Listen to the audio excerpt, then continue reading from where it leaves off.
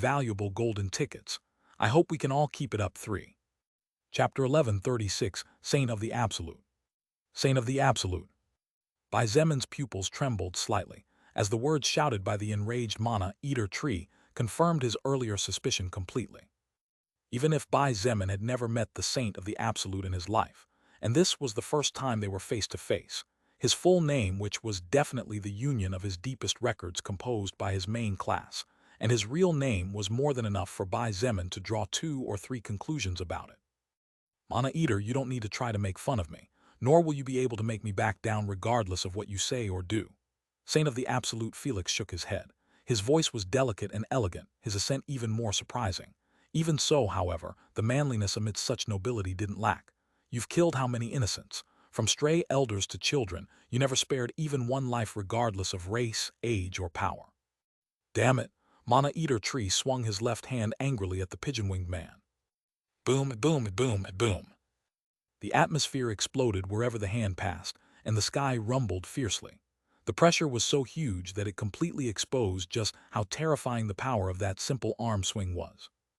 Even if the strength of the mana-eater tree was not very high, the length of its arm allowed it to take range to gather more and more speed to the point where even a mere swing was enough to crush half a city.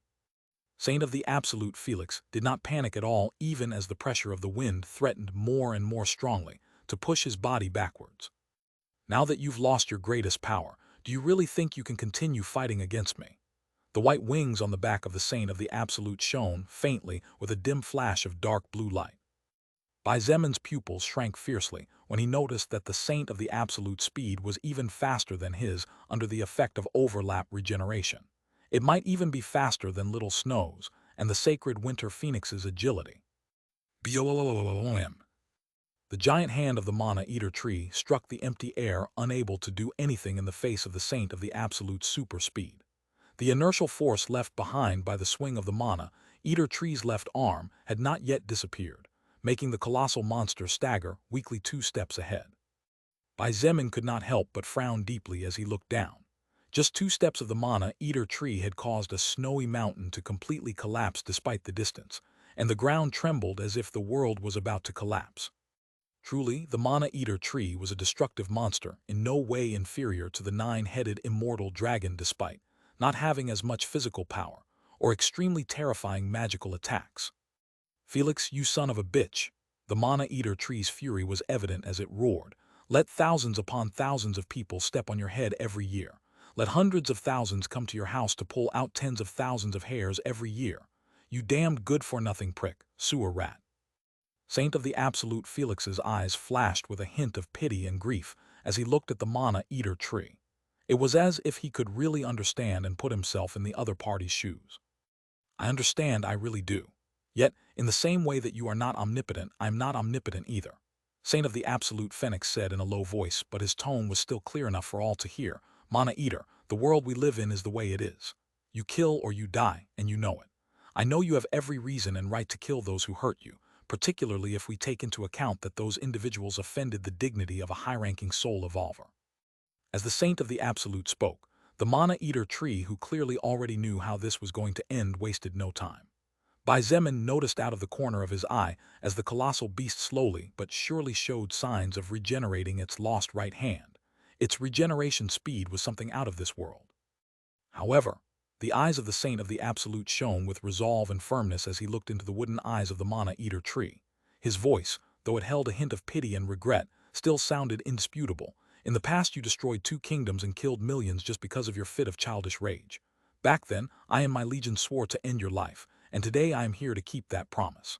As a show of respect to you, I came alone and did not bring any help this time. The Mana Eater let out a laugh that was tinged with contempt as it said in a deep voice, Stop pretending, you damn good-for-nothing. Would you have dared to come fight me if this human and his party hadn't managed to counter my mana-devouring skill? Felix, even if you kill me today, it won't be because of your prowess. The Saint of the Absolute didn't seem to undergo any emotional changes, and his thoughts didn't waver at the Mana Eater tree's words either. He looked at Bai Zemin and examined him for a few seconds before smiling friendly. Hi, how are you? Would you mind telling me your name? Mine is Felix. I have forgotten my last name, but people call me Saint of the Absolute on account of my class. Bai Zemin admitted in his heart that Saint of the Absolute Felix seemed to be a nice guy. He, who was extremely sensitive to things like murderous intent or malicious intentions, did not sense any of this coming from the body of the man with white pigeon wings. However, Bai Zemin did not dare to let his guard down even for an instant in front of this person. Saint of the Absolute Felix had an agility that surpassed Bai Zemin's by a no small margin, and if there was one stat that Bai Zemin feared, it was precisely agility. No matter how much strength a soul evolver had, it was of no use if they couldn't hit their target. Nor did it matter how high someone's magic was if said someone failed to hit with their single-target magic attacks, or if they did not have a wide-range destructive magic attack to shut down the enemy. In the face of absolute speed, all attacks were meaningless. In other circumstances, he and Felix might have been able to get along. At the end of the day, Bai Zemin knew that in order to advance he did not have to kill every strong soul evolver he found along the way. Such a thing was not only unnecessary, but would definitely be despised by others even if no one said anything. Unfortunately, being an ally of the Saint of the Absolute was out of the question for Bai Zemin. Even then, he calmly replied to the other party. Bai Zemin. I see. Saint of the Absolute Felix muttered something to himself under his breath before nodding with a faint smile. Bai Zemin, is it? I'll remember your name. Bai Zemin didn't care if the Saint of the Absolute remembered his name in the future, or not, because he didn't know if there would be a tomorrow for both of them at the same time, to begin with. Still, given that the other party was a soul evolver at the peak of the Fourth Order,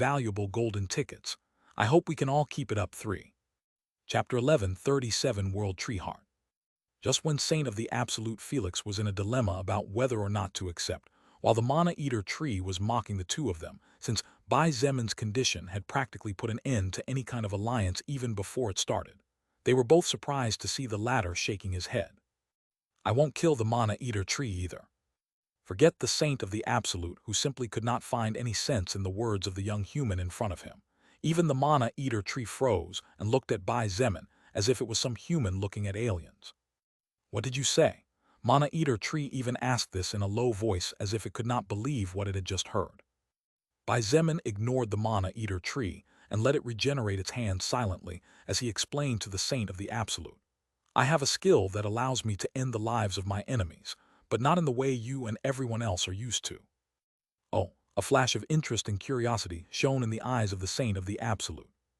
Bai Zemin continued, this skill of mine allows me to contain the deepest records of my enemies in a pearl, so the records of the mana-eater tree will not be obsoleted but locked in this pearl. Of course, its life will be over once its deepest records get taken, as its vitality will fall to zero at the end of the day. Saint of the Absolute Felix was a smart existence, so how could he not understand what was happening after hearing Bai Zemin's words? So, this skill of yours allows you to capsulate the selected enemy's records into a consumable pearl. Am I correct? You're right. Bai Zemin did not hide it, not because he did not want to, but because he knew that he was facing an extremely strong, powerful, and clever ancient being.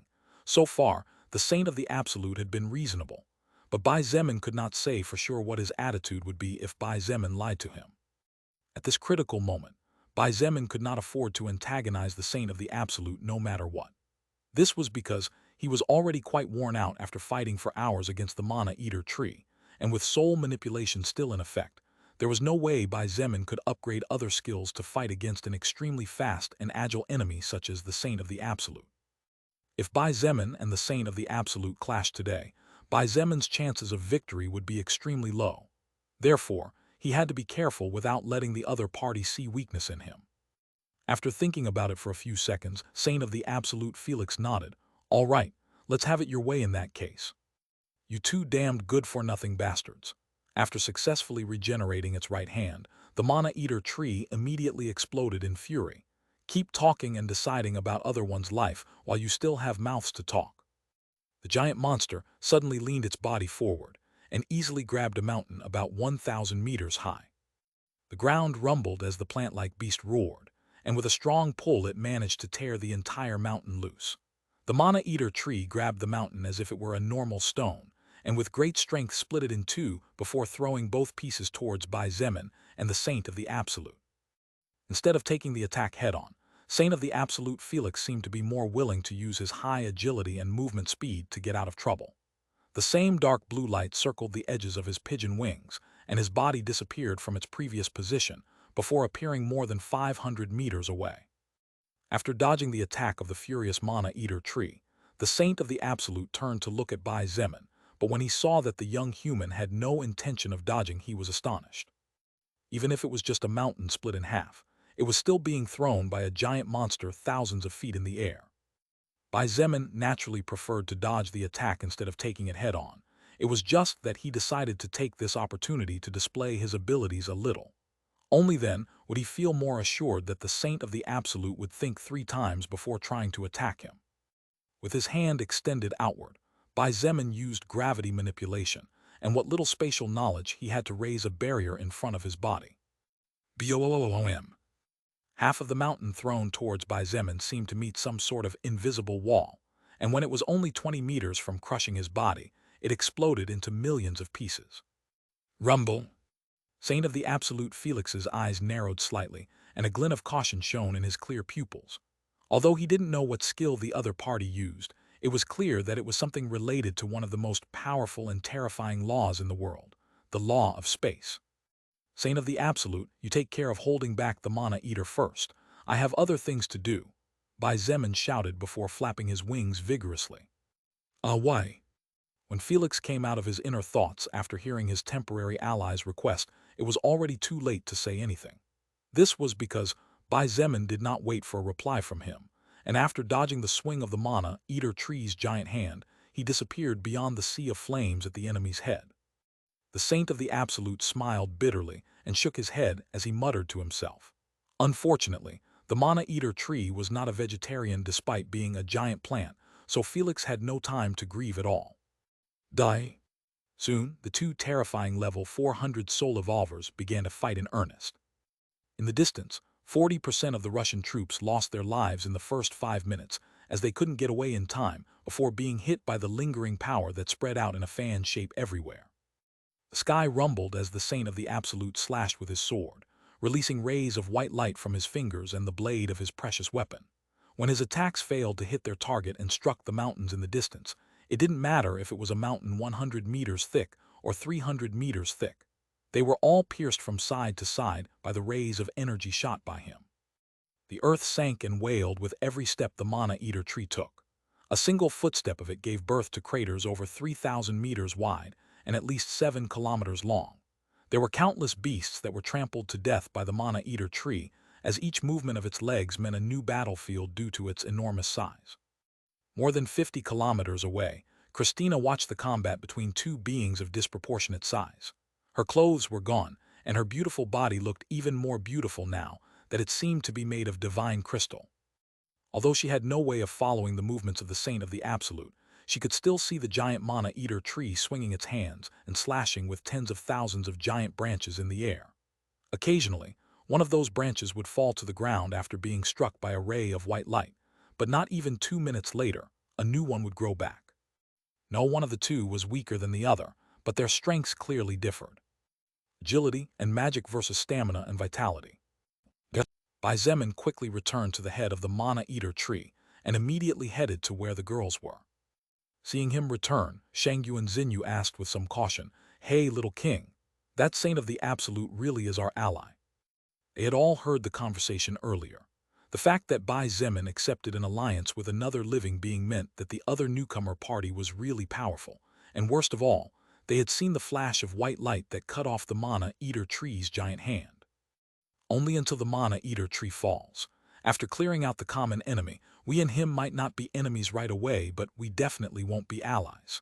Bai Zemin replied as he hurriedly headed towards the large hole he had drilled earlier with his spear. Seeing that Bai Zemin was walking down towards the large hole he had made earlier when she enclosed the jade tree using her sacred ice charm skill, Shangyu and Bingzu quickly asked, "What can we do to help you?" "Bingzu, Aunt Xinyu, you two help Feng Tianwu first." Bai Zemin increased his agility to the maximum possible using overlap regeneration. He also made sure his strength stat was at the maximum possible point before raising his spear engulfed in purple flames with the tip pointed at the ground. Don't let the Undying Forest recover no matter what, or it will be impossible to defeat the Mana Eater tree. The Undying Forest was where the ability to own and devour mana practically, without limit, resided. As long as the Mana Eater tree had enough mana, recovering from its wounds completely and returning to its peak would require no more than a few minutes at most, so no matter how much damage they inflicted it would still recover like a cockroach that would not die. Shangyu and Bingzu and Shangyu and Xinyu nodded and quickly went to support Feng Tianwu. The crimson-feathered giant bird and the silver-scaled great flood dragon also went to support them as they began to unleash all kinds of destructive attacks whenever they saw the slightest green shoot showing signs of blooming. Their combined attacks could shatter everything within 10 kilometers around with ease, but it was still no more than a drop of water in a lake compared to the size of the Undying Forest. Therefore, the main attacker was still Feng Tianwu with her flames merging with the endless blue lotus flame. "Xia, use Heavenly Bond on me and Little Snow," Bai Zemin called out urgently as he tirelessly stabbed at the Mana Eater tree's head. Each attack of his was capable enough to shatter a 1,000-meter mountain, but was barely able to pierce about 5 meters into the Mana Eater tree's head. In fact, each stab became less effective, and Bai Zemin was forced to put out more power with each passing second. Xia immediately activated Heavenly Bond, and Bai Zemin immediately used Piercing Gaze, Little Snow's exclusive skill. For the next 5 minutes, Bai Zemin would be able to see the weak points in the enemy's defense better, so he would have no problem digging into the Mana Eater tree's head with greater ease.